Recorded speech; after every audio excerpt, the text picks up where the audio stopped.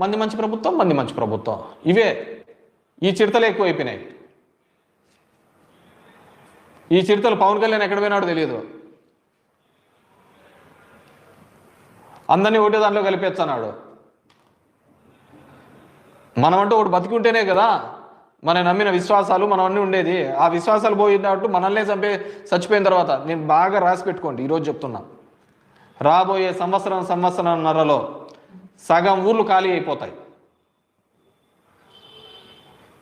మీరు ప్రభుత్వంలోకి వచ్చిన తర్వాత మమ్మల్ని ఇబ్బంది, వైసీపీ వాళ్ళని ఇబ్బంది పెడుతూ చాలామంది ఊర్లు ఖాళీ చేసిన పరిస్థితులు అనుకుంటున్నారు. మీరు అలా కాదు చేస్తున్నది. మీ చర్యల వల్ల, ప్రభుత్వ నిర్ణయాల వల్ల గ్రామాలలో పని లేకుండా ఊర్లు ఖాళీ చేసే సందర్భం రాబోతుంది. ఈరోజు ఉపాధి హామీ పథకము కంప్లీట్గా తుట్లు పొడిచినారు. మనమంతా దానికి పేరు మార్చినారు, గాంధీ పేరు మార్చినారనే దాని మీద ఉన్నాం. ఎంత అంటే అంత దానికి సంబంధించిన సత్య చెప్తాడు, దాంట్లో కూడా రాముడి పేరు ఉంది కదా అంటాడు. రాముడి పేరు కదా, పథకం ఎట్లా పోతుంది అని.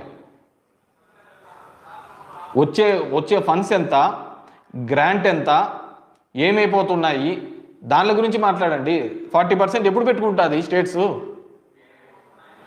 40% స్టేట్లు పెట్టుకునే పరిస్థితి ఉంది అంటున్నా నేను.